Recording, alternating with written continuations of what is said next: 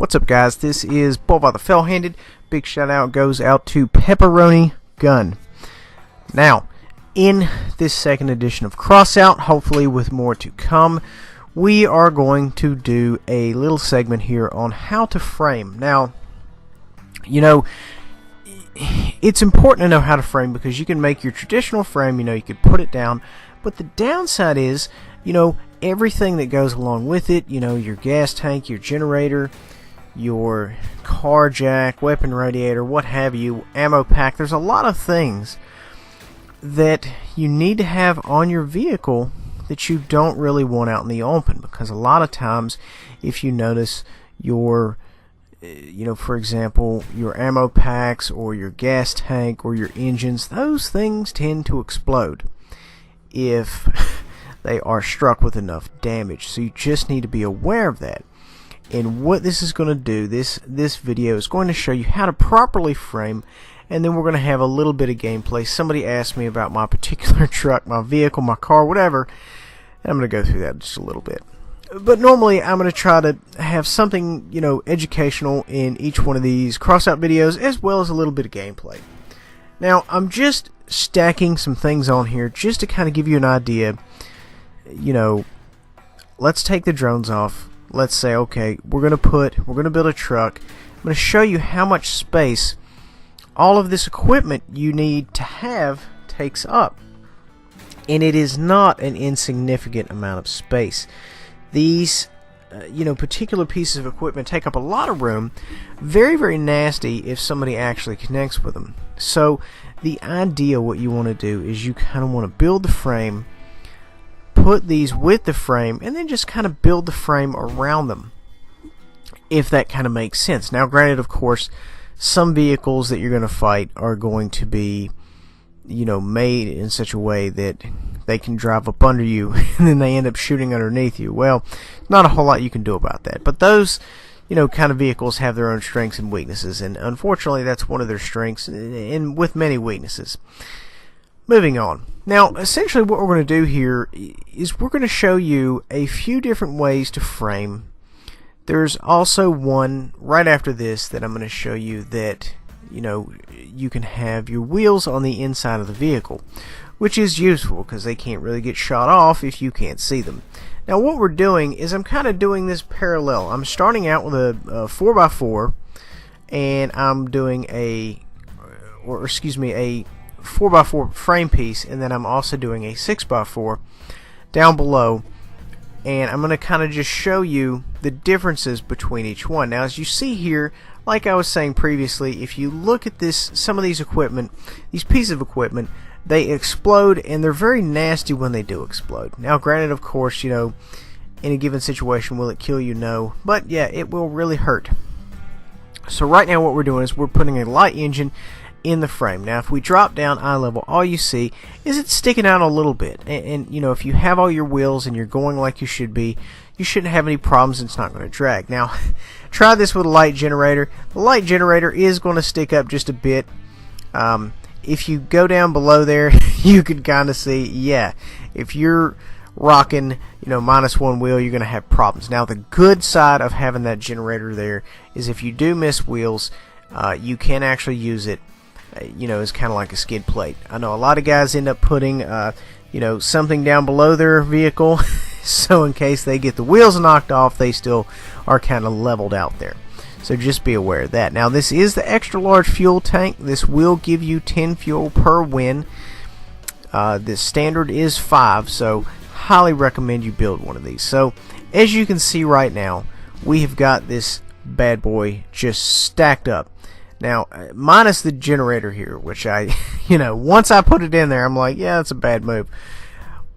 Once you have everything like this, you will be, for the most part, protected. Now, also keep in mind, if you like your cannons, your Avenger 57, your Judges, Executioner, Fat Man, Mammoth, what have you, or if you like any of the missile weapons, the, Cricket, the Pyre, anything like that, those things require ammo. So you are going to either have to run, any variation of ammo crates. The bottom line is ammo crates really explode if they get connected with properly. So this is exactly what you're going to want to do, is just bury them in the frame. And this is more or less a good move. I mean, like I said, it's not 100% infallible, but it's better than, you know, the bad guys shearing off all your armor and, oh look, right behind your cab there sits 4 ammo racks.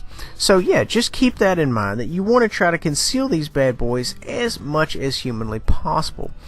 Now, just kind of throwing this in here as a bonus, the lifeblood of your vehicle is your cab. If somebody is putting rounds on your cab, that affects you directly. So as you can see right here, you know, everything's fine, nothing's hitting. So just to kind of give you an idea what you can do. Now granted, it is big, it is bulky, so just, you know, keep that in mind. You know, you need to be aware that if you're in that given situation with that kind of, you know, gear. Now, you know, you could also kind of run it in a straight line, but I kind of, you know, instead of using a 4x4, I decided to use a 6x4. If you saw up above there, kind of on top at the very beginning, I started with a 4x4. So just 2 different ways to do the same thing essentially. So what I'm going to build now for you is I'm going to kind of, you know, do a larger-esque frame to where you can have wheels on the inside here. You're going to see a lot of the Tumbler Batman-esque vehicles have their wheels on the inside. And, you know, you can do that. It's fine. It's not a big deal. We're going to have to widen this one up just a little bit. We are using a particularly large tire. If we used a little bit smaller tire, we could probably pull it off. But you know what? Go big or go home. We got to have big tires. Like I was saying before, the cabin, the structure to your truck there, your vehicle, your tank, your car, whatever you call it, the cabin is your lifeblood. If your cabin gets taken out, you get taken out. So that's why you need to armor those things up as much as possible. And, you know, a lot of times when people are building their particular vehicle, when they don't really have any space left, they just kind of stack stuff up against the cabin and then armor the whole thing up. Well, you know, just imagine that armor gets stripped off, somebody's shooting you in the back, and they're like, oh look, you know, it's a gasoline generator sitting next to a fuel tank. Well, yeah, that will probably most likely kill you. Anyway, moving on, as you saw just a few seconds ago, I had the inner tires there. You can kind of do that, and there's loads of different ways to do this, to have this particular tire setup. Your tires on the inside of the vehicle. You need some of these 2x2s, and you can kind of experiment. Not really, you know, a big deal. You can just kind of mess around with it, and, you know, get out there and have fun with it. And, you know, right now, what we're going to do is we're going to kind of modify this up to where, you know, we can have multiple tires on the inside, you know, instead of just 2. We're going to have to, you know, widen it up just a little bit more. Now, the downside of this is, you know, you're going to have to put your cab in the back or the front. So, you know, as long as you're okay with that, not a big deal. You can make that happen. The only thing is you can't actually build a bridge or anything across, and the reason being is the cab has to be connected to the frame in some way, shape, or form. So just keep that in mind, because I actually tried that and then I cut it out because it has me for, you know, 30 seconds building something that's not really successful. So what we're going to have to do here in order to make 4 wheels work on a cab, or excuse me, 4 interior wheels work on this frame, is we're just going to have to lengthen it one more section, and we'll just use some of this lightweight frame we got from the vehicle pack yesterday that I showed you that's in the store that's actually free. So that's what we're using right here, and if you're with the Lunatics, you're going to get some of that for free anyway. Now, like I said, these tires are large. You don't necessarily have to use these. You can use the smaller ones, and, you know, it's just kind of up to your own personal preference. They give you these for free if you do the standard missions. Now see, all you have to do is boom, right there, add a cab, and that's it. You're good. You're set to go. We've got a light engine on top, and we're ready to put some work in. And then see, now granted, you know, we haven't put a whole lot of time into it, but as you see, your wheels are completely protected. You can't really get to it. Now, people have asked me about my car here. I call this car Gravy. I don't know why. We have an extra large plow on the front. I saw this car. I saw one very, very close to it, and I liked it because it's one of the few things in exhibition I've ever seen that actually looks like a car. Most of them just have stuff piled around the cabin to protect it. I liked everything about this car. Granted, of course, the bull horns weren't there. I had to add those myself, as I am the bull. But everything else, minus the drones. The rear end was a little bit different. But, I added a bunch of stuff. I went out there, I bought a bunch of decoration like your spare tire, your brake lights, your pipes coming out of the engine, the horns, the plates on the side, the headlights. And what this does is this gives you reputation bonus. And all your reputation bonus affects how fast you level up.